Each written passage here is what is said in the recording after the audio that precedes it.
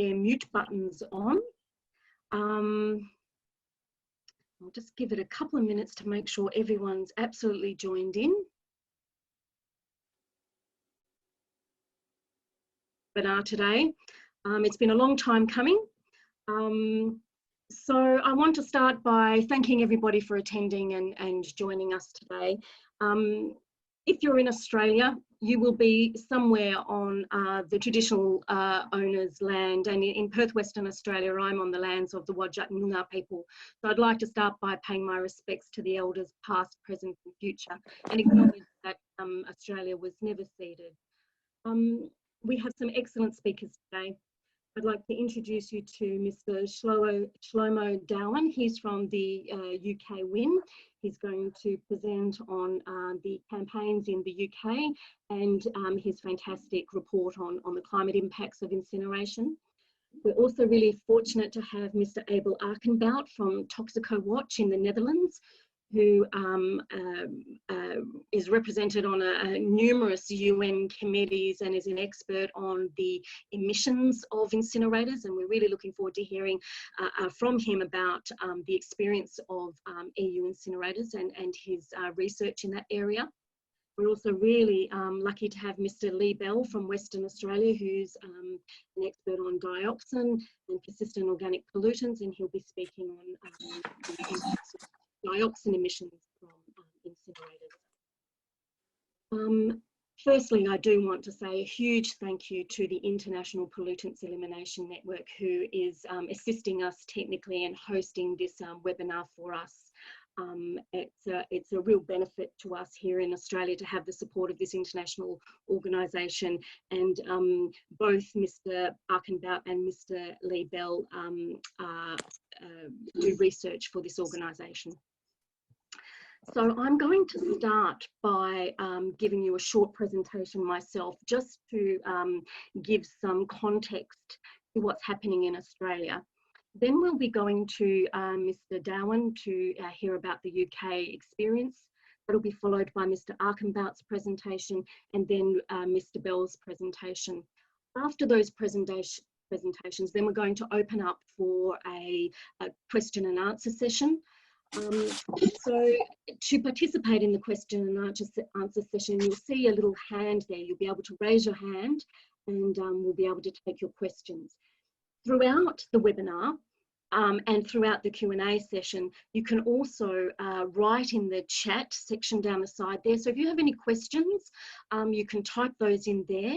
If we don't get to them in the Q and answer section, we will come back to them. We will be going through all of the questions raised in the chat section, and we'll be answering all of those, and then that will come back to you, everyone who's attending here today. That will come back to you as a bundle. You'll get a copy of the recording, and you'll get a copy of our responses to the questions that you've asked in the chat section. So don't be too concerned if you don't get to ask your question today. We'll certainly answer everyone's question if you can put it in the chat, or you can email me, and we'll follow that up. Jane, sorry, Jane, I just have to interrupt. The Tripti needs a password to go live, I believe. You might have to put it in the chat to IPEN.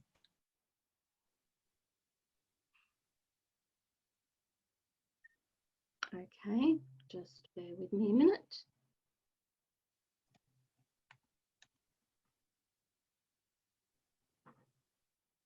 I'm hoping that's the right one. And I'm hoping all of our attendees can hear us.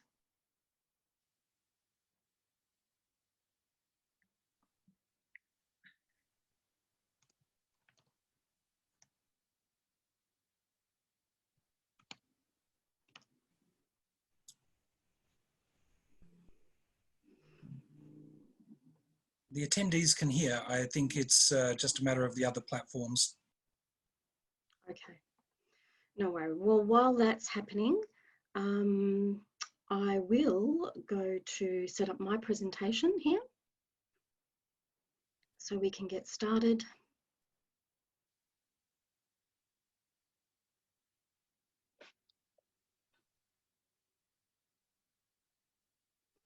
Okay. So I'm going to just get started anyway. So, right, so just a comment about waste and why it's so important for us to consider how we manage waste. Because when we consider our waste, we're actually looking at our materials production processes. We're looking at the way we grow food.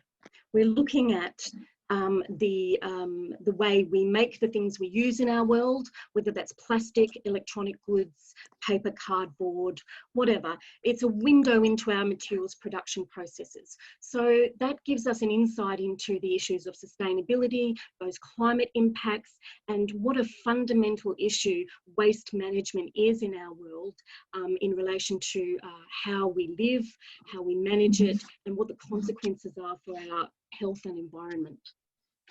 If you haven't been to our website, I'd highly recommend you do, because this is where you'll find many of our reports and our latest work on policies in Australia, particularly our interactive map, which I'm going to quickly just mention what's happening in Australia in terms of incineration projects. And I'm not going to spend much time on this. I'm really going to flick through it. All of this will be available to you later, but it's really just to give you an indication of the types of projects and the quantities of waste that are set to be burnt in incinerators in Australia. So in Western Australia, we've got about 970,000 tonnes per annum. South Australia is about 440,000. Victoria is looking at least 1.52 million, New South Wales about 1.65 million, and Queensland 500,000. All up, and that is an underestimation, because there are projects here that aren't identified there yet, that we haven't been able to locate data about, but they're certainly coming. So we're looking at, you know, at least 6 million tonnes of waste to be burnt in Australia. What's driving this push of incineration in Australia? Well, we know that one part of the story is the federal government's waste export ban. And that came about because of the expose, particularly China's national sword, and the expose of waste dumping in the Asia Pacific region, and the change in policies in those countries that forced Australia to make a decision about what they were going to do with their waste, instead of sending it to China and the Asia Pacific region. After China's national sword policy, there's been a lot of work at a national level on waste policy, and as you can see, the National Waste Policy talks a lot about the ways they're going to improve waste management, but particularly of concern when you look at their policy paper that has really only just come out in the last week. I think it was about the 14th of April, and clearly indicates that it is the government's intention to direct particularly problematic plastics to waste energy. One of the other driving motivators in Australia is the increasing incidence of waste stockpile fires, and in Victoria understood that very well in August 2018, more recently in Western Australia. So while Australia has, well, the doors to dumping commingled and contaminated paper and plastic in the Asia Pacific region, they've been building, the stockpiles have been growing in Australia, and unfortunately we've seen a number of waste fires which have been uncontrolled and have represented significant environmental injustices, particularly for those communities. There's been parliamentary inquiries. There are real ongoing risks for Australia while we don't have waste management options in place to deal with this waste, and one of the solutions is incineration. But how can we protect the public from incinerator pollution? Well, we need a number of things. We need strong regulations, adequate monitoring, and tough enforcement. What can we look to in Australia as legally enforceable air quality standards to protect the air in the communities around these plants? And it's the ambient air quality standards. And as you can see here, they're quite a small group of pollutants. These are the pollutants that get measured outside of the factory fence line in the community. They're not the stack emissions, but these have remained unchanged for more than 10 years now, despite being reviewed several times. There really is a lot more work to do there on improving ambient air quality standards in Australia. What we do know, though, is incinerators emit a lot more substances than those small range of pollutants that are measured and monitored for public places, and you can see some of those there. We also know that what isn't regulated and is less understood is the impact of nanoparticles, and there's no air pollution control equipment that can capture these nanoparticles. They travel long distances and they penetrate deep into the lungs. They're an absent part of our industrial regulatory model, yet we know incinerators emit them. The other part of the story of incineration is the large volumes of toxic ash that they generated. And I'm not going to go into this too much. The other speakers are going to go into this. But IPEN has written a number of great reports on the impacts of toxic incinerator ash on the food chain, particularly on public health. You can see here on the left here, these are photographs from my colleagues in the EU. This is the famous ski sloping incinerator in Denmark. You can see how high the toxic ash piles are there. This is in the UK from our friend Dr. Paul Connett. Ash isn't as well managed as the industry and the government would tell us, and it certainly is going to be an ongoing hazardous waste stream that we'll have to manage as part of having an incineration industry. Why should we be concerned about these? If we set children's environmental health protection as our policy driver, then we really are setting the best regulatory standards for our environment, for the climate, and for intergenerational impacts. And it's important that our regulation reflects the highest standards for the protection of children's health, because they are disproportionately impacted by air pollution, toxic substances in their environment and in the food chain. So our position is that the Australian regulators need to set children's environmental health protection as the highest standard and the basis for industrial regulation, particularly in relation to incineration. We know that that there are indeed public health impacts associated with the incineration industry. For example, a recent study by the Australian Public Health Association was a conservative study, but it was an international systemic review, and it did confirm a number of health impacts. More recently, I would point to a metals study in Italy, where they measured the levels of metals in children living close to incinerators. There's been a long history of research into the public health impacts of incinerators, particularly for preterm births, the impacts on pregnant women and children particularly. There's no shortage of peer-reviewed science on the public health impacts of incineration, and despite what the industry and the government will tell you, these are all recent, 2019. Recent studies. They are not applicable only to old incinerators pre-2001. I want to briefly make a comment about what's happening in the EU. And the reason I'm mentioning the EU is because if you look in any of the incinerator industries reports, their project reports, government policy reports, you will see that the industry is being sold to us in Australia on the fabulous clean air emission incinerators in the EU. What they're not telling you, though, is that that is not the direction. Incineration promotion is not the direction that the EU is actually taking.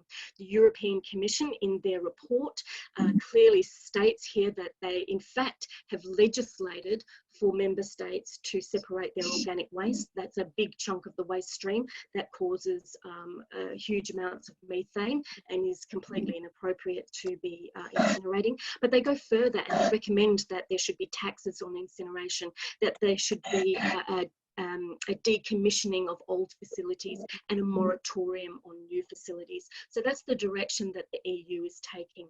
They also have recently written their latest taxonomy report, which identifies that waste incineration is a barrier to the circular economy and can in no way be regarded as a climate mitigating industry. And that flies directly in the face of the narrative that the Australian government and the industry is pushing in Australia. You'll hear over and over again that incinerators will reduce greenhouse gases, they're a clean technology, and the Europeans love them so much, it's part of their circular economy. Nothing could be further from the truth. If we look at those countries that are really heavily invested in incinerators, the Nordic countries, we see that even they're looking at particularly addressing incineration over capacity and moving away from incineration. And these reports are all available on our Zero Waste Australia website. You can access those, but you can see clearly that the Nordic countries are looking to increase taxes on incineration and move away from incineration as well. In Australia, we've taken a different direction. In fact, our Clean Energy Finance Corporation is funding incinerators, and these are just two examples in Western Australia, where the Clean Energy Finance Corporation paid $90 million to the Averta incinerator in Kwinana, and I think it was about $50 million to the New Energy incinerator in Rockingham. And unfortunately, the Clean Energy Finance Corporation believes that incineration is a clean energy industry and is deserving of public funds, as again, the complete opposite of really where the European Union is heading on the issue. What's driving that also is the renewable energy subsidies that the industry is able to get in Australia. And one of the ways they're getting it is because our Renewable Energy Act actually describes the biomass-based component of municipal solid waste and a number of organic wastes. And as long as the waste stream contains some of that that's going to the incinerator, they're able to claim renewable energy subsidies. And this is a really unfortunate situation for Australia and really subverting what should be action on climate change in Australia. The reason this is a real concern, because we know that the waste stream that's going to incinerators is residual waste, and the residual waste fraction of our waste is not sorted. So even though we have a recycling bin and a separate organics collection bin, the residual waste bin contains everything, and as long as it contains some biomass or organic materials, it will be able to claim renewable energy subsidies. And just moving on quickly, incineration is the most expensive way to make energy. This is from the Energy Justice Network in the US, who are a great organisation who do a lot of research on incineration there comparative to other industries. They also show that it's also the highest carbon dioxide emitter. And this data is based on the US EPA's own regulatory data, so it's completely reliable. But we'll hear more about that from our other speakers shortly. Just to give you an example of incineration failures in Australia already, you may have heard of the Wollongong SWRF in 2001. It was a gasification plant. It never operated to capacity. It breached all of its emissions, and a few years later it was shut down. And yet here we are pushing these same industries into Australia when they've already failed in Australia in previous years. I want to highlight the fabulous work of Arnica. It's a member organisation of IPEN who track the incineration industry in Europe. They have a fantastic map, as you can see there. They document the fires, explosions and non-compliance of incinerators across Europe. These are just some examples. So if you think the incineration industry is a safe industry, they're very prone to fires and explosions. And these are not old, these are all recent new, 2016, 2018. These are recent events, and they're more common than we're led to believe. If you want the link to this, I'm happy to provide that, but it's certainly not the case that incinerators in the EU don't come with risks. They certainly do. And I really want, if I can leave any message to those attending today, is to really understand that like any environmental justice issue, it's the frontline communities that take the lead, and they're no different throughout Europe and will be the same in Australia. Those communities that are facing the threat of these incinerators, they're at the forefront of change and they're leading the charge. And I can tell you that all over the world, even here in Sydney, fantastic campaigns to oppose incinerators are happening all over the world. And so the message I really want to give those attending today, particularly if you're living in a community that's going to be threatened by an incinerator, you're not alone. People all over the world are resisting incinerators all the time. And you'll hear more about the successful campaigns in the UK from Shlomo on that soon. And I just want to end finally with a comment about the solutions, because we know that incineration is a climate threat, is a public health threat, is an environmental threat. It makes no sense economically. But what are the solutions? And we can look to organisations like Zero Waste Europe, and many other organisations like Zero Waste International Alliance, Gaia, Global Alliance for Incinerator Alternatives, organisations out there that are demonstrating that cities can operate to support a circular economy through zero waste practices. All of these cities, these case studies here are comparable in size to Australia. So zero waste city models are the future. We don't need incinerators. We don't need to reinvent the wheel. It's already been done. I haven't even included the Asia Pacific region, but they're also leaders in zero waste models. So I'm just going to end there and invite my other speakers to jump in now, and thank you very much for that. I hope I didn't go over time too much. So now I'd like to invite Shlomo to talk to us about the United Kingdom Without Incineration Network, a fabulous organisation in the UK. They've had a lot of experience and wins, and they've got some very useful information to tell us about the climate impacts of incineration. So over to you, Shlomo.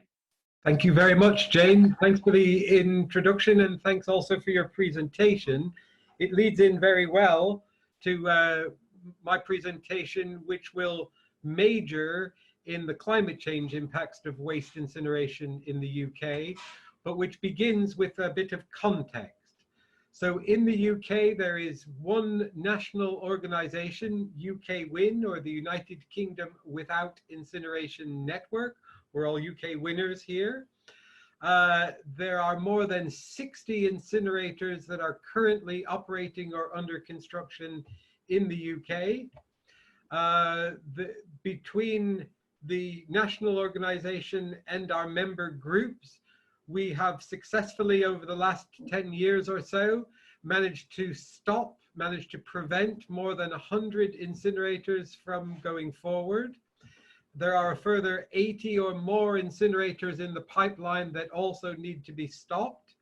Over the last decade or so, we've worked with more than 150 local campaign groups, and setting aside these local groups' budgets at a national level, we do all of this with a budget of about £30,000 sterling per year. So what are we doing? What are we campaigning about? A lot of our time and energy is devoted to seeking to secure refusals of planning permission.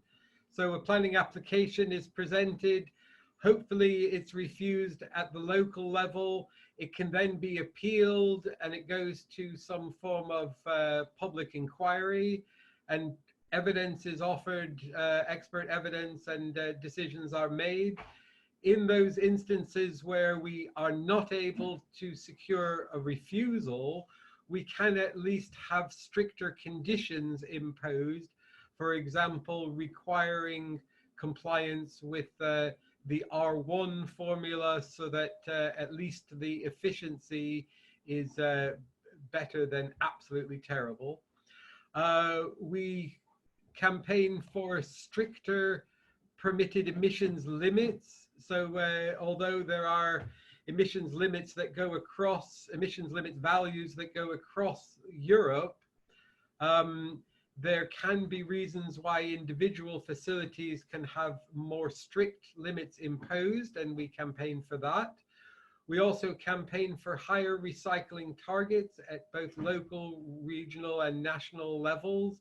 So things are looking increasingly good when it comes to ambitions for recycling, sort of in the region of 70% as an aspiration. The financing of incineration is an important factor, and we campaign for the introduction of an incineration tax in the UK. There are already a number of European countries that impose an incineration tax, and increasingly the political will is gathering momentum when it comes to the introduction of an incineration tax in the UK, so much so that the government has said that they will continue to look at recycling rates, and if further evidence of incineration holding back recycling rates remains the case, then an incineration tax will be introduced in the UK.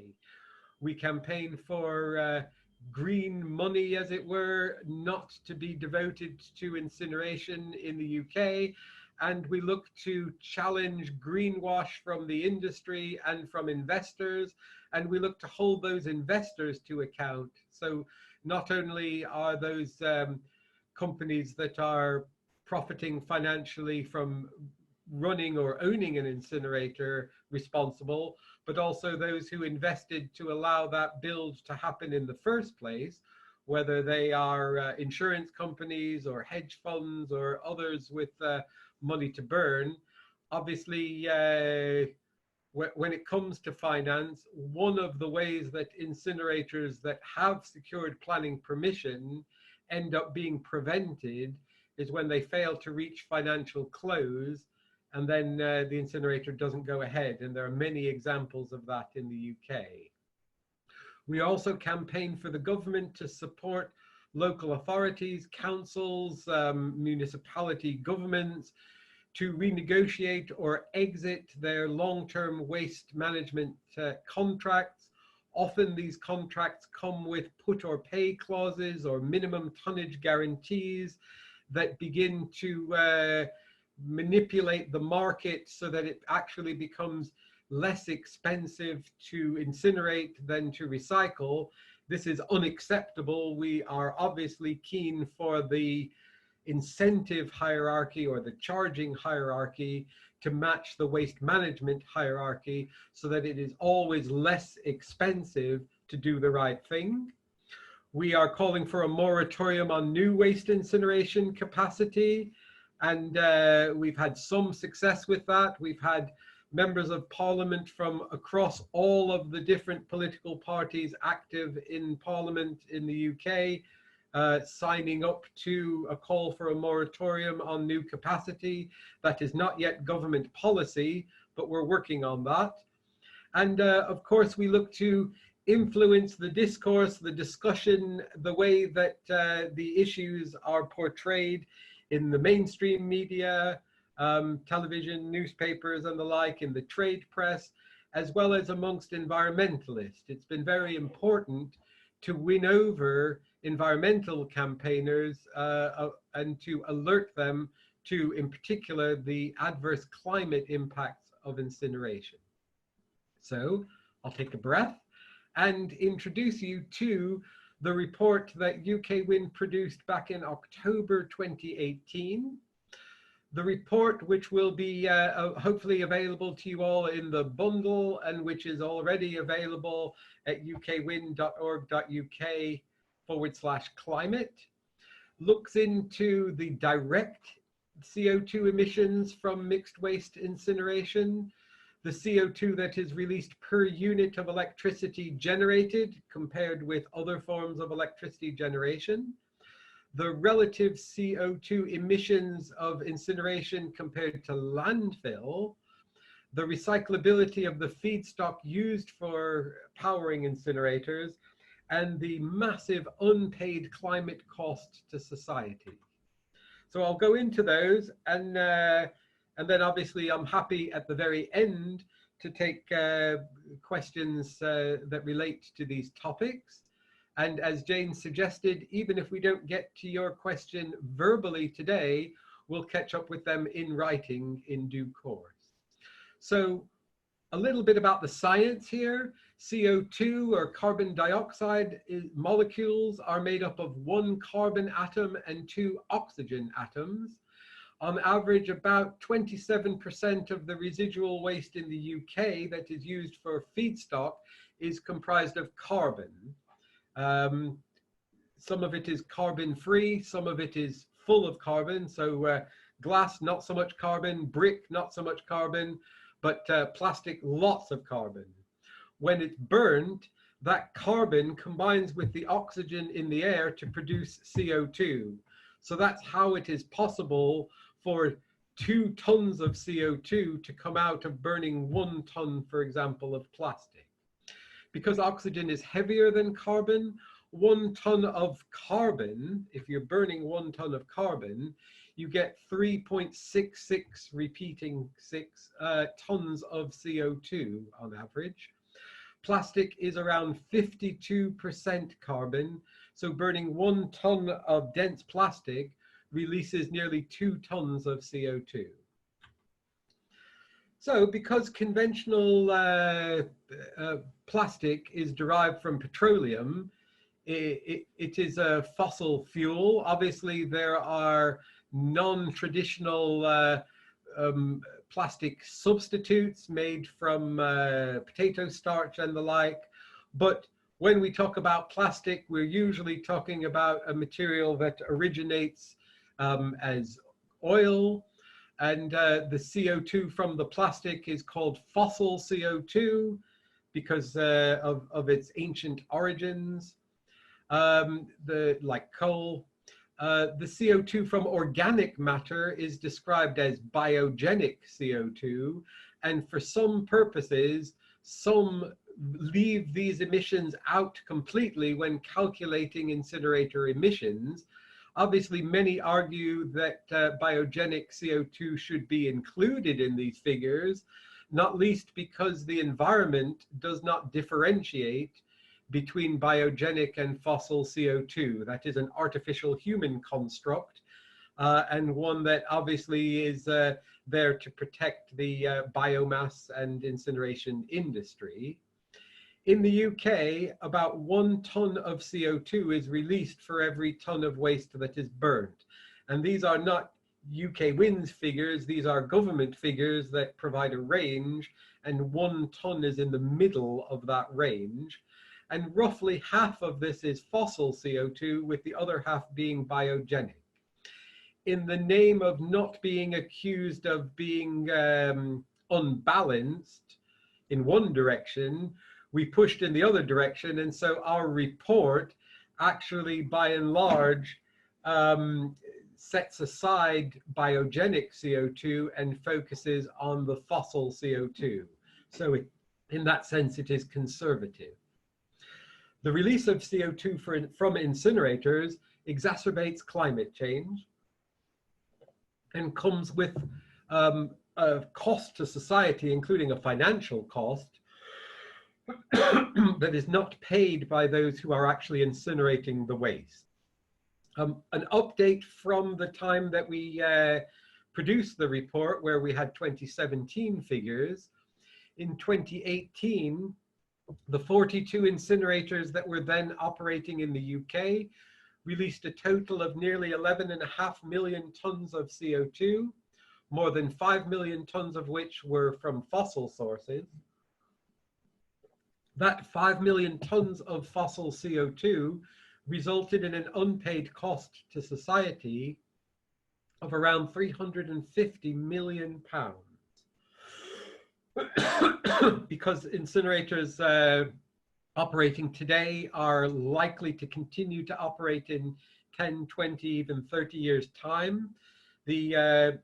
Without even introducing any new incineration capacity, that amounts to £25 billion over the next 30 years. Excuse me.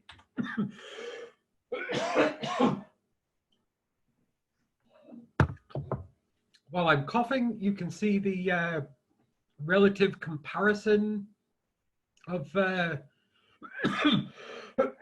CO2 per unit of electricity. So this is measured in grams of CO2 released per kilowatt hour. So wind and solar panels don't actually release any CO2 while they're operating, but in order to put them on the chart and make a comparison, we've put in the figures for the CO2 that is released when the wind turbines and solar panels are actually built. We don't include the CO2 from building gas turbines, etc. A combined cycle gas turbine, or CCGT, is said to be around 340 grams of CO2 per kilowatt hour in relation to its carbon intensity. As we said, the UK incinerators in 2017 averaged just under 800 grams of CO2 per kilowatt hour. Coal is associated with 870 grams, depending what sort of coal, and the incineration of plastic more than, and this is a range of different plastics, not just dense plastic, more than 1 ton of CO2 for each ton. So again, we're only talking about the fossil carbon intensity. 23 times greater incineration is relative to, say, wind and solar. So it's not, we're not going to burn our way out of climate change. When we look at the rest of the electricity mix, we can see that it is being decarbonized. So back in 2010, the grid average was about 460, 470 grams of CO2 per kilowatt hour. That rose slightly, but it's been steadily declining since 2012. And we're on a trajectory to get that down to 100 grams of CO2 per kilowatt hour. The incineration industry can't match that. They're stuck at around 800. So the gap between incineration and the typical energy mix is growing larger all the time. We calculated that on average, incinerators in the UK could handle about 265,000 tons a year. Some incinerators in the UK are only 80, 90, 100,000 tons a year, others 850 or larger. But when we averaged out the 42, we came to a figure of 265, which we then used for our modeling. We modeled 3 different scenarios, a base case, and a situation where plastic is removed from the waste stream because of measures to eliminate non-essential plastics. And we also created a scenario where there was where the food, garden waste, and soil were sent for composting or anaerobic digestion instead of being sent for incineration. As you can see, in all 3 scenarios, the incineration option was considerably worse than landfilling the same waste. Whoops, let's not get ahead of ourselves there. So you can see incineration was worse by between 26 and more than 80,000 tons a year. And the details of those calculations are available in the report. It's sufficient to say that when we're comparing incineration and landfill, it is not automatically the case that incineration is somehow better when it comes to climate change. The report estimated that around half of UK residual waste is readily recyclable. This is based on waste compositional studies, and on the UK Wind website, there are links to all of these studies. Again and again, what it shows is not that waste is theoretically more recyclable, but that actually using the existing recycling services offered by local authorities, if people had put their waste in the right bin, then half of the residual waste would simply not be there in the residual waste not available for incineration feedstock. The report did not quantify the CO2 benefits of comparing incineration with, for example, recycling, reuse, repair. Obviously, had we done so, it would have shown incineration to be relatively even worse because we were comparing it with landfill. The landfill comparator understates the climate damage and the environmental damage caused by incineration. The report didn't even compare incineration with the biostabilization of waste prior to landfill. We compared incineration with untreated waste to landfill, even though in the UK, waste does have to be treated before it goes to landfill, even if that treatment is just sorting. And had the report qualified these benefits, then obviously incineration would have been shown to be even worse. I'll leave it at that for now. As you might be able to tell, I'm happy to talk all day and all night about incineration, but that wouldn't be fair to the other panelists. So I'm going to stop there and hand back to Jane. Thank you, Shlomo. Let me just see how I go back to...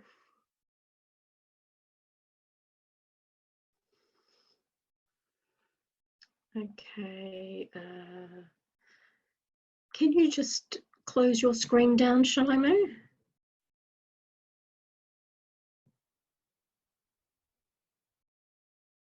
Hello, back again. Sorry about that. Now, I'd really like to thank Shlomo for his presentation and invite Mr. Abel Archambaut to speak to us about the experience in the Netherlands and his research on incinerator emissions. So thank you very much, Abel. Okay, you can understand me, you hear me? Yes. Yeah, okay. Yeah, good morning, good afternoon, good evening. I'm Abel Archambaut from the Toxic Watch Foundation from the Netherlands. Toxic Watch is a non-governmental organization and researching on scientific basic incineration. And now starting with the first slide, a very modern incinerator in the north of Spain. We're asking relation to do some research, some environmental research. And this futuristic incinerator is hidden in the mountains. You nearly can't see it. What I want to tell you, starting with the in the Netherlands, in Harlingen in the Netherlands, then talk something about the national research of backyard chicken in the Netherlands, some monitoring emissions of the incinerator, and then going to the health aspect of dioxins, about the tolerable daily or weekly intake of dioxins. This is the Netherlands, and especially in the north of the Netherlands, very close to the UNESCO Waddenzee. It's a very clean surrounding. So it's mostly is it agricultural economy. So it's a country blue, green, clean. And in this relative clean area, the government decided to set up an incinerator. And in 2011, the incinerator was placed on this area. There was a lot of opposition about of the population. but the minister said that this incinerator is a state-of-the-art incinerator, the best and cleanest of Europe, with an emission of dioxin nearly 0.0. And how do they do that? In the Netherlands, biomonitoring is just set up by the industry itself. It's called self-regulation.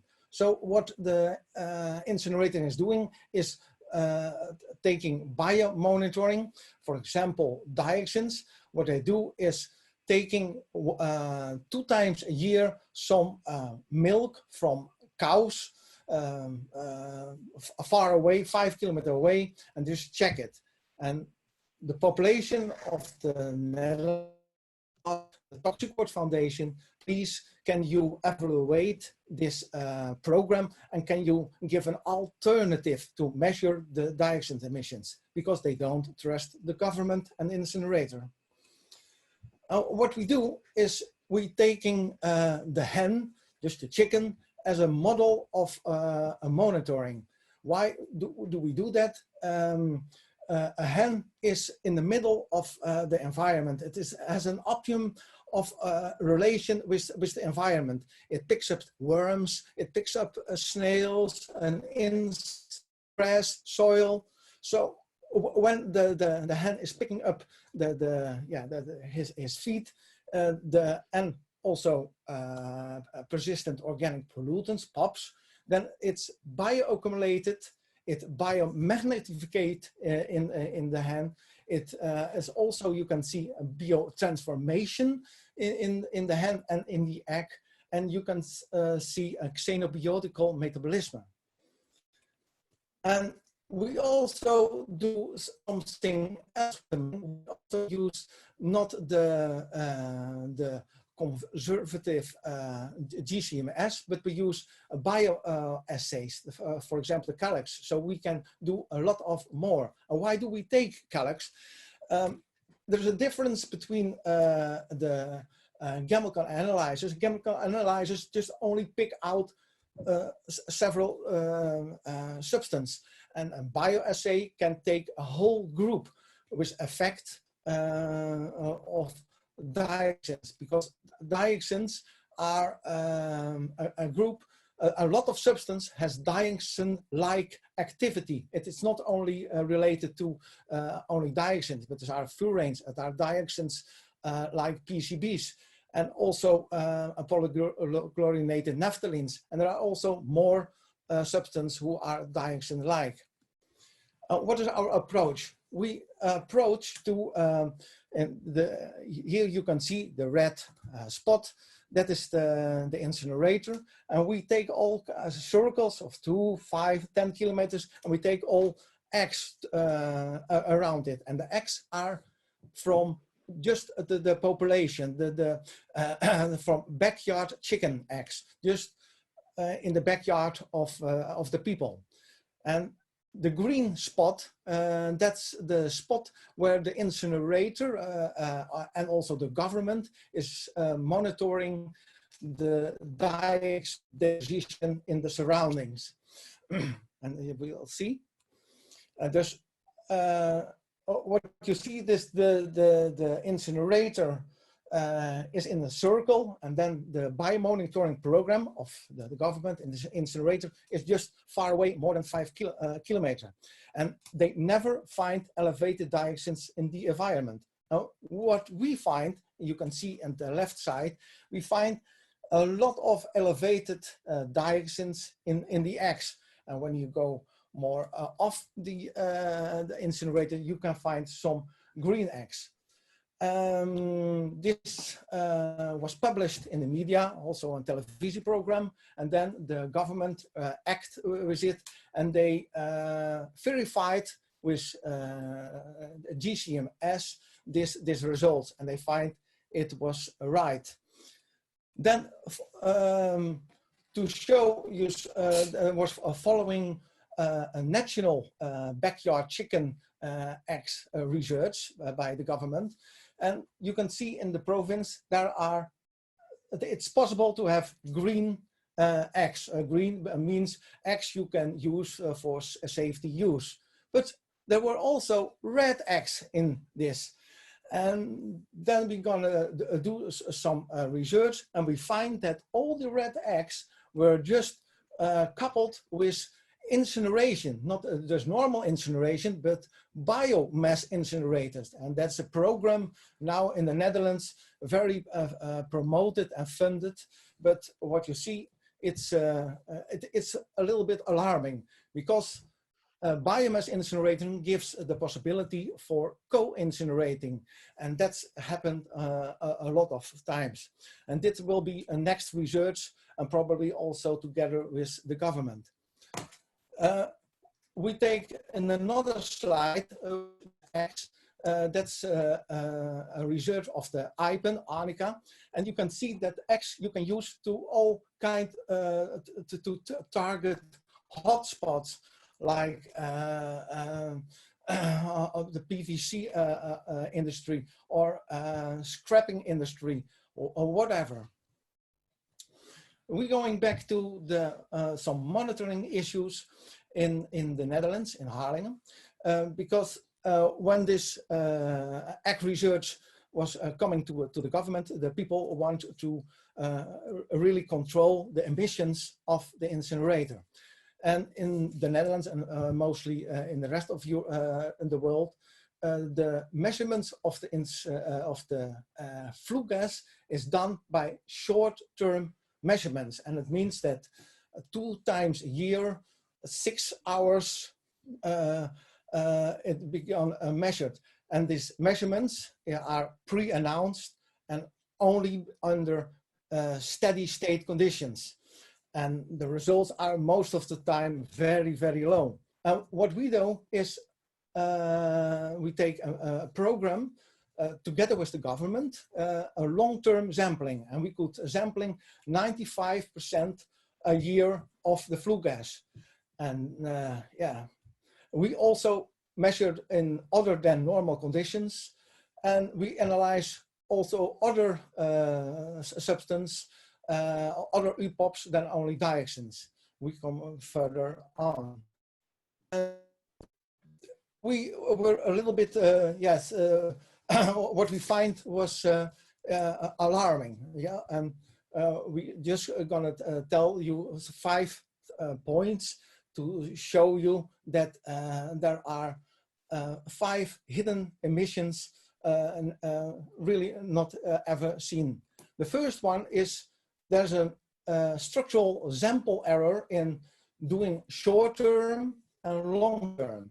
You see there's a difference for more than a factor 1,000 with the governmental research and what we have done with the long-term continuous measurements of the flue gas. So what you hear from the emissions, it's no representative. It's absolutely a little bit like grab sampling, what is done now. The second hidden emission is the structural use of bypasses. And in the beginning, the management of the incinerator said they never will use bypass. Bypass is, it's obliged to clean the flue gas with filtering. So it's not allowed to emit flue gases unfiltered into the environment. But we find out that it was done structurally. And this is still on the Dutch juridical court, still going on. The third hidden emission is that the regulation is only on when the incinerator is doing the job. But when it's shut down or even start up, then other situation is coming up. And you see at the left side the emissions of startup. We measure it all with the government, and we show a real great difference. So we now trying to regulate these emissions during other than normal operation conditions. They call it also ad hoc. And this is measured during 3 campaigns in 2016, 17 and 18. The fourth are the other UPOPs. It's not only dioxins what is emitted, but also dioxin like the PCBs, polybrominated biphenyls, polybrominated, mixed polybrominated chlorinated dioxins, polybrominated diphenyl ethers, pH, and even also the fluorinated compounds. And it are not only words. We all have measured this in the flue gases. And these are examples we show about that we all find this substance in the flue gas, and even the PFAS. And then the fifth point is the hidden temperatures. We asked the proof if the temperature of the incinerator is high enough to do a complete destruction of these POPs. So there is a rule that when it's low than 1% halogen, you can burn it at 850 degrees, and when it's more than 1% halogens, you have to burn it at 1100 degrees. So we asked the incinerator, please, can you show us that the temperature in the post-combustion zone is higher than 850 degrees.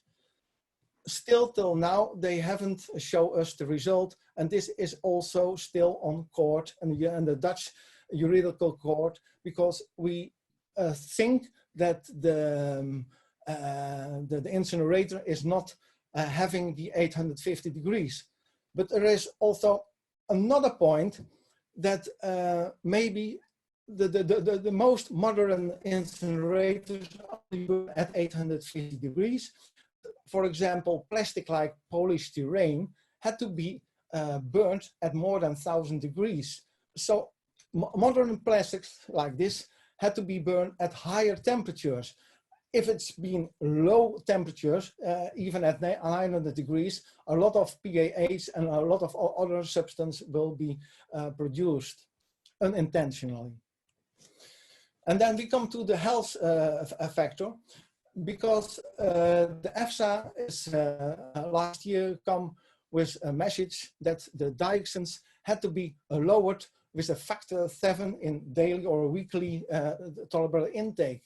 And at the left side, you see a discussion that I have with the EFSA and other scientists. And at the right side, you see what the consequences are for normal people and even for children.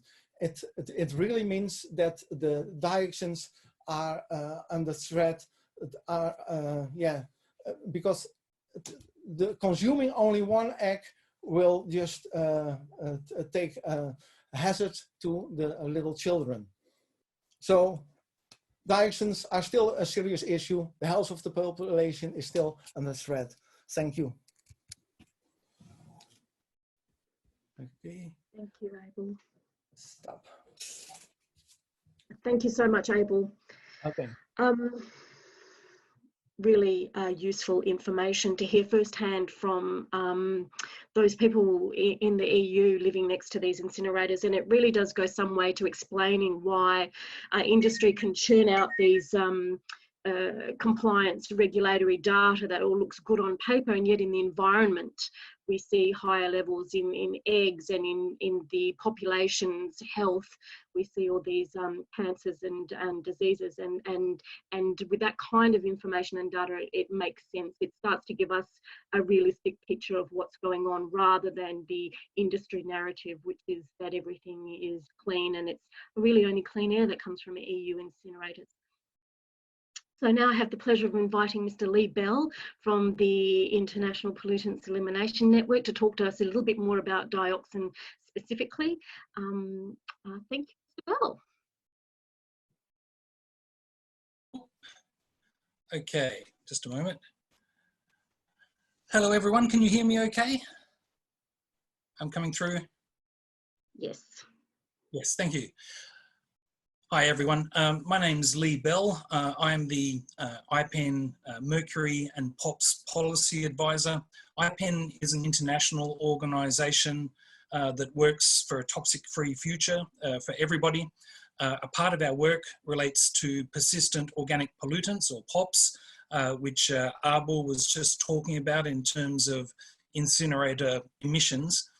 I'm going to be talking a little bit about the less known residues from incineration, which is the toxic ash, because when you put in place very expensive filtration mechanisms on the stacks, the smokestacks of incinerators, to try and control the pollution, you transfer it to the solid waste that comes out the back of an incinerator, which is the ash, the fly ash and the bottom ash.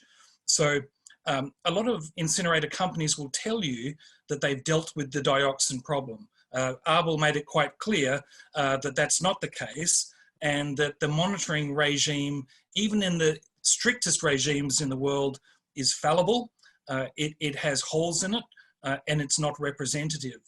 The ash coming from incinerators is even less well regulated and is an enormous problem for human health and the environment. I'm a member of the Stockholm Convention BAT-BEP group, which is the best available technique, best environmental practice group for facilities that emit UPOPs, which are unintentionally created POPs. So persistent organic pollutants, or POPs, are some of the most toxic chemicals in the world. They are generally created deliberately to add to products, things like PCBs, which used to be put into electrical transformers. But there are also unintentionally created POPs, which are the byproducts of chemical industrial processes and combustion, such as incinerators. So the Stockholm Convention BAT-BEP group is about how to write guidance to make polluting facilities less polluting. And it also develops something called the Dioxin Toolkit, which explains how much dioxins and other POPs come out of different facilities like incinerators and cement kilns, and technical issues related to that. I'm also a member of the Basel Convention's POPs Waste Working Group, which looks at better management for POPs waste, as well as a number of expert groups on the Minamata Convention on Mercury. All of these groups set international legal frameworks for the management of different types of hazardous waste. Incinerators are essentially what they call a linear technology that destroys resources while generating toxic emissions and toxic ash. And I'll explain a bit more about the linear aspect of that. They do not fit into a circular economy which is based on recycling and conservation of resources. They are antiquated disposal technology that has been around for about 120 years. They've refined them a lot. They've added a lot of filtration equipment, but the basic premise of how they work hasn't changed a great deal for the last 50 or 60 years. In Australia, we don't need the tiny amount of energy that are produced by these facilities at the cost of the pollution they create. We have an abundance of renewables, and if we really needed it, we also have fossil fuels. We certainly don't need energy from waste incinerators. And we don't need to jeopardize our health or our food chain and agricultural exports to burn rubbish. What we do need from the federal and state governments is a comprehensive recycling infrastructure for dealing with organic waste and non-organic waste. We don't have that because we've been exporting most of our wastes and recycling materials overseas to Southeast Asia. And we've got caught short when the Chinese national sword policy came in and banned the acceptance of mixed plastic waste and other materials. And then we didn't have anywhere to send it. We tried to dump some of it on Southeast Asian countries and they've started to reject it. And it's become clear that we have some sort of a waste crisis because we don't have the infrastructure in Australia because we're too busy exporting it for decades.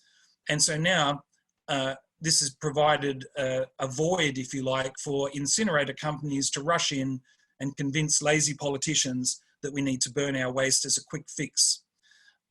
Europe, as Jane and others explained earlier, is removing subsidies and support for incineration while launching taxes for waste sent to incinerators because they acknowledge they've made a costly mistake over recent decades in allowing so many incinerators to operate in the hopes of moving away from landfill. Now they have an abundance of incinerators, they have the pollution problems that go with them, and it's undermining their efforts to conduct recycling. When I mention that incinerators are a linear technology, that's because they belong to the old linear economy model, which is extracting resources, producing articles, distributing those articles, consuming them, and then it turns into waste at the end of its life, and we either burn or bury it.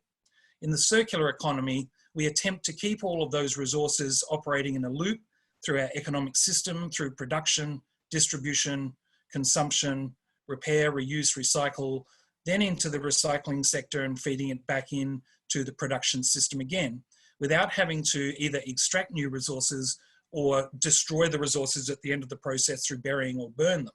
It's an imperfect system. We're nowhere near there. We're moving towards it. Europe's moving faster than other places, but they've come up against this problem of their vast incineration network destroying a lot of the resources they need, and competition between recycling and incineration. Now, the Stockholm Convention are aware that persistent organic pollutants like dioxin, which is one of the most toxic chemicals ever studied in a laboratory, and highly toxic at really tiny levels. I mean, they measure it in nanograms or in smaller levels, that, you know, it's tiny amounts of this material are incredibly toxic to large amounts of people and the environment. The Stockholm Convention recognises this, and that's what they say in the text of the convention, is that when considering proposals to construct new waste incinerators, priority consideration should be given to alternatives, such as activities to minimise the generation of waste, including resource recovery, reuse, recycling, waste separation, and promoting products that generate less waste. Well, why does the Stockholm Convention issue those kind of instructions? What are they concerned about?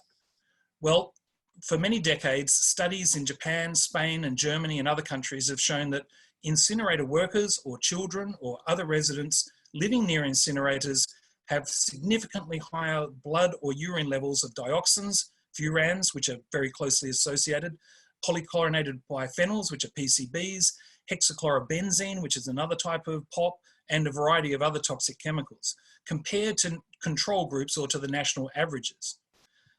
They're concerned about this, and they know that incinerators are a source of these chemicals. And many of them are these persistent organic pollutants or unintentional persistent organic pollutants. And the UPOPs, as they're called, are listed here in the central column. And the main sources of these UPOPs are waste incinerators, cement kilns, and metallurgy plants. So what is the impact of these chemicals on the human body? UNEP notes that epidemiological studies indicate an association between incineration and cancer. Studies in the UK found an increased risk of a whole range of childhood cancers, leukemias, tumours, and so on.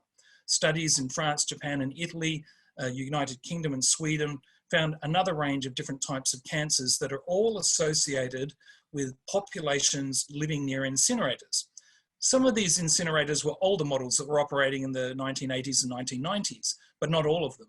And as we heard earlier, the claims that the problems with dioxin and other UPOPs have been eliminated aren't true. It's just that the measuring regime, the enforcement and regulation regime, has got holes in it. They take 1 or 2 little spot samples a year and declare everything is okay. And clearly it's not. Recently, in fact, just last year, the Australian public health experts released a meta-study. And a meta-study is a study that looks at all of the studies conducted in the world historically into different issues, and in this case, into the health effects of incineration. And what the conclusion was, and this is the biggest study of its kind ever conducted, is that incineration is associated with contamination of food and the ingestion of pollutants, that is, eating food contaminated with the pollutants from incineration, is a significant risk pathway for both nearby and distant residents from incinerators. And the review also highlights significant risks associated with waste incineration as a form of waste management per se. And while the results weren't consistent right across the literature, based on the precautionary principle, there is insufficient evidence to conclude that any incinerator, old or new, is safe. Local community groups have a basis for legitimate concern, And so siting of incineration facilities need to take these concerns into account.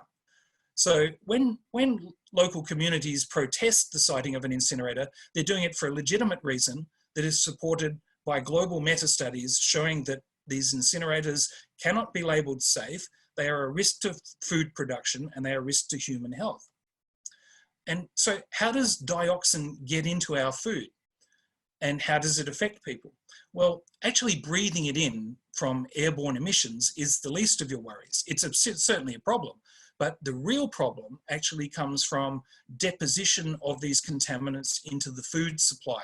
And Abel mentioned the biomonitoring he's conducted using eggs and chickens, and chicken eggs are a very good, if you like, active sampler of dioxin because of the way they peck around at the soil and insects. But the other thing about dioxin is it's what they call lipophilic. It's attracted to fats and fatty tissues. So it also gathers in dairy products, in milk, cheese, dairy meat. All of those products can be affected by dioxin contamination. And there has been a number of scandals in the EU where dioxin occurred at very high levels, and they had to destroy livestock en masse and the products of that livestock because of contamination of the food chain. And this is really important to Australia. Food is a major export market for Australia. And why would we be placing incinerators that generate dioxins and other contaminants that last in the environment for decades and poison the food chain anywhere near agricultural areas? It's bad enough that people may end up eating products that are affected from their own backyard, such as free-range eggs. But why would you put them anywhere near industrial centres on the outskirts of agricultural areas on the outskirts of town? It's a major problem. And so we have heard a bit about emissions, and now I'm going to talk a little bit about ash and dioxins in the ash. The only dioxin that's really regulated is chlorinated dioxins, what they call PCDD or DF. They don't regulate brominated dioxins. They don't regulate mixed halogenated dioxins or dioxin like PCBs. They don't test them in the air emissions, and they don't test them in the ash. And in Australia, where there are a few medical waste incinerators, they don't release the results of the dioxins they find in the ash. Dioxin health impacts. Dioxin is teratogenic. It causes birth deformities, damages DNA, it's carcinogenic. It weakens your immune system, which is quite a relevant point at the moment with the COVID-19 virus. Who needs their immune system weakened by these kind of pollutants?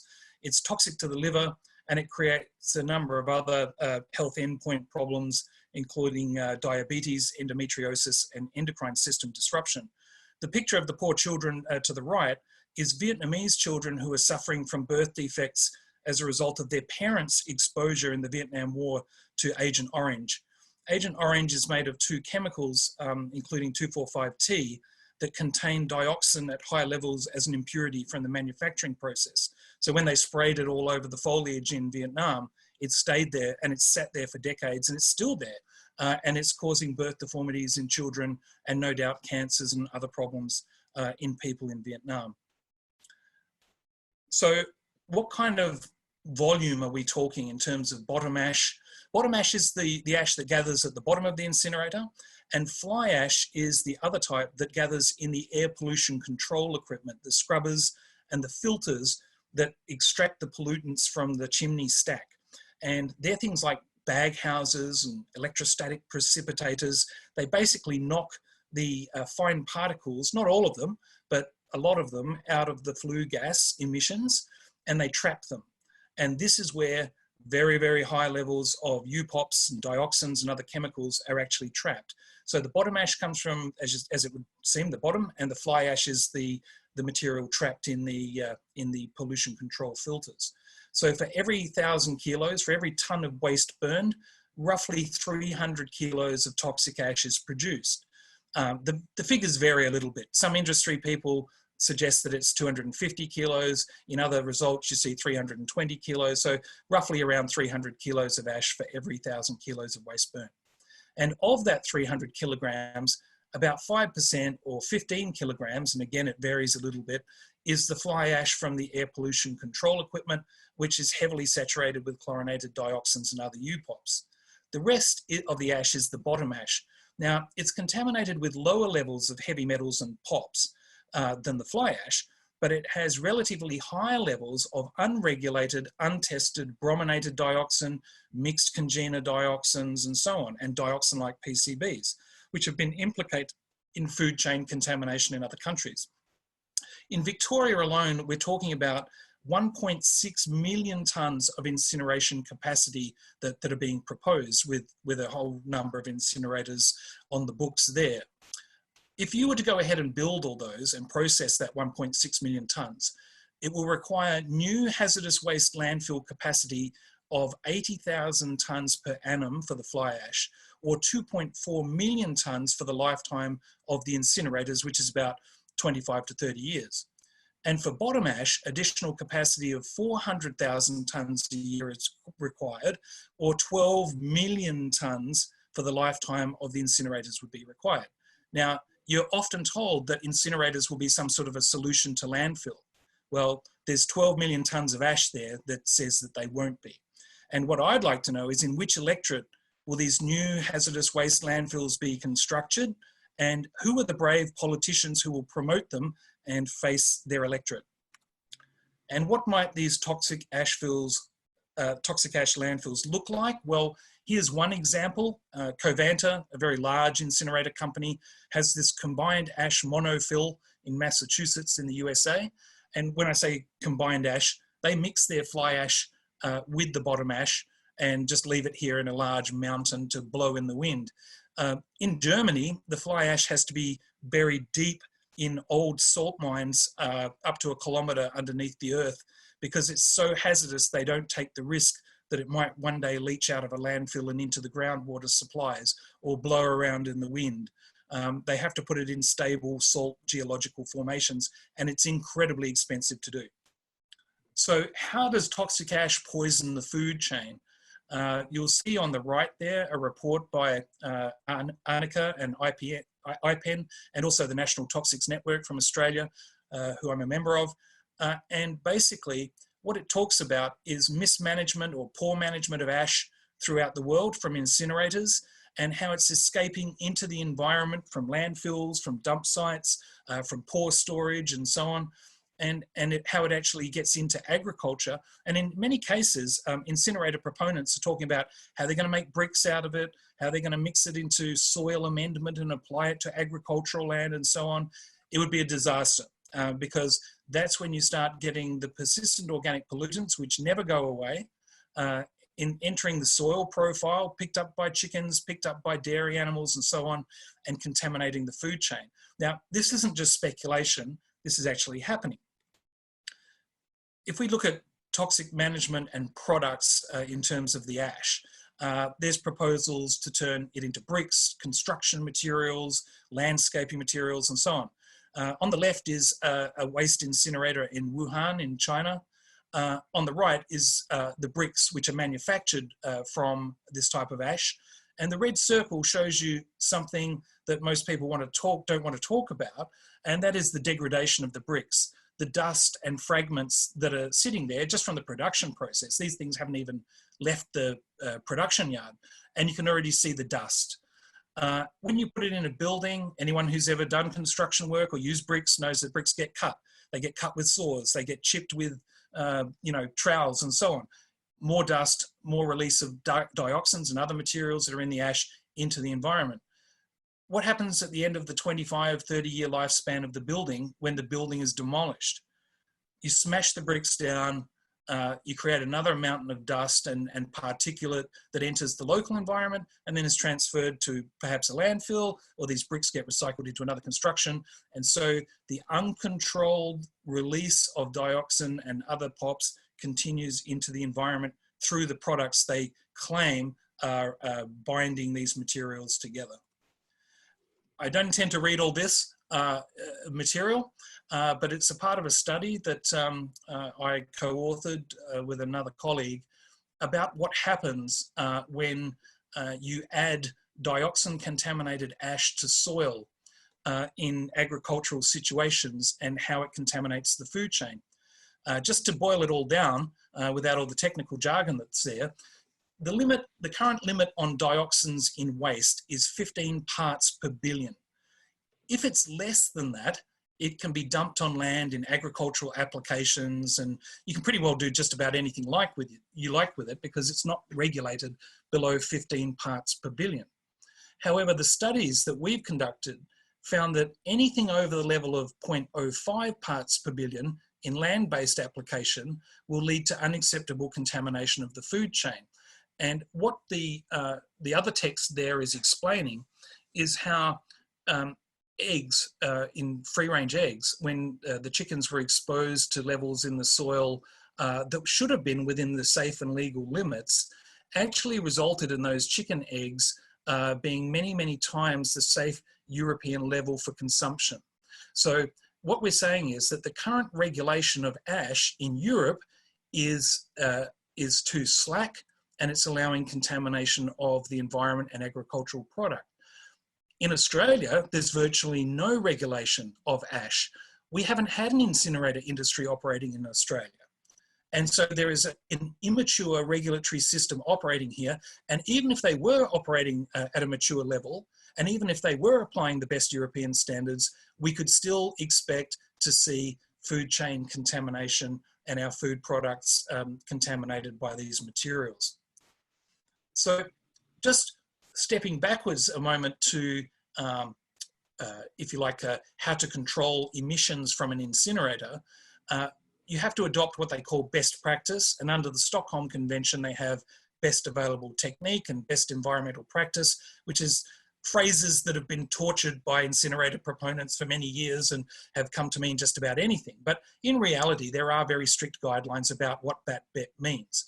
So practice for incineration is extremely expensive.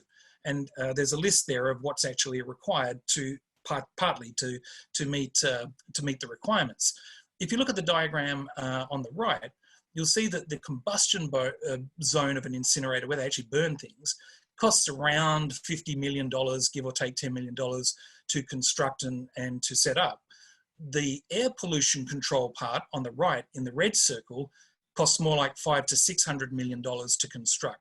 So if somebody says you're going to get a $200 million incinerator, there's something missing, and it's the air pollution control equipment. So it's important to have a look at the proposed costs of incinerators. Of course, that's just a rule of thumb, and you know, they may be spending more than that, and they may actually be incorporating this kind of equipment. But the thing is, it's extremely expensive equipment to maintain, and often they have to go back and, if you like, retrofit industrial processes like incinerators, because the air quality regulations generally come down over time as science finds that lower and lower levels of pollution cause more and more public health harm. So these are just the capital investments at the front end of building these things, not the operating and maintenance costs or the retrofitting as standards change over time. So it's very important to have a look at exactly what's being installed on the incinerator proposed in your area through the environmental impact assessment processes. Now, here's a part of the conundrum, is that if you do implement BAT-BEP, what it does is transfers the dioxins and other UPOPs and other contaminants from the stack back into the ash. You can't escape the problem. It either comes out the stack or it ends up in the ash, and then it contaminates the food chain. So it's a very expensive way to ensure that you continue with dioxin pollution. And dioxin contamination lasts for generations. This photo was taken probably 30 years ago at Love Canal in the US with a colleague of ours that was campaigning over there to have the site cleaned up. And as you can see, they take the issue quite seriously, and the levels of dioxin there were significant, and they will be for decades to come. So thanks for your attention and for opposing incineration, and hopefully the photo on the left is the future of incineration as we know it. Thank you very much. Thank you very much, Lee. That was brilliant.